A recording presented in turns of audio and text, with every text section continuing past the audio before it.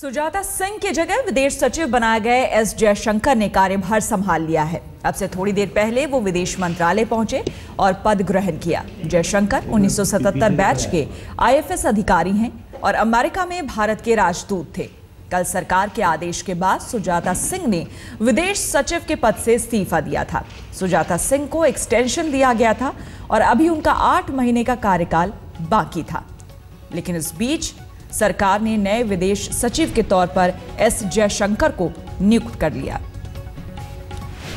बताया जा रहा है कि अमेरिका दौरा प्रधानमंत्री का, जो सितंबर महीने में प्रधानमंत्री मोदी का हुआ था, और जिस तरह से एस जयशंकर ने हैंडल किया था उस पूरे दौरे को, उससे काफी प्रभावित हुए थे प्रधानमंत्री Modi.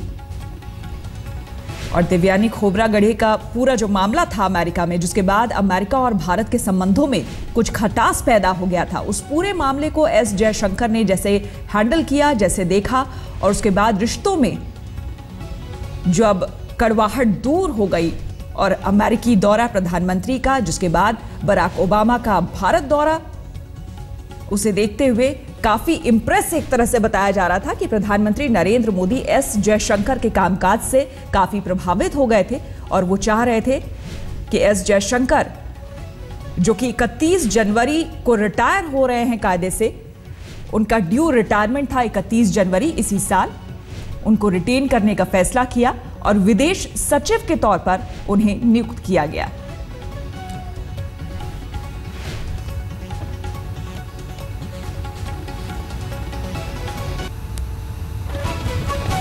My priorities are the government's priorities. I would say I'm very honored that I have been assigned this responsibility, and I look forward to working with all of you. Thank you.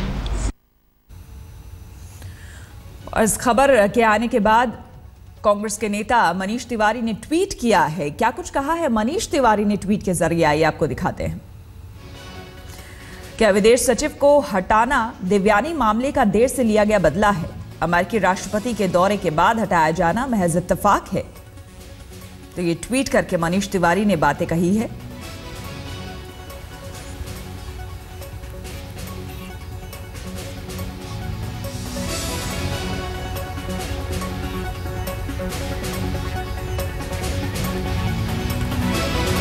और इस आरोप का BJP नेता नलिन कोहली ने जवाब दिया है। क्या कुछ कहा है उन्होंने, ये भी आपको हम बताएंगे, लेकिन इस बीच अब इस खबर के बाद, नई नियुक्ति के बाद कई तरह की खबरें आनी शुरू हो गई है। जैसे कि मनीष तिवारी को आपने ट्वीट उनका देखा।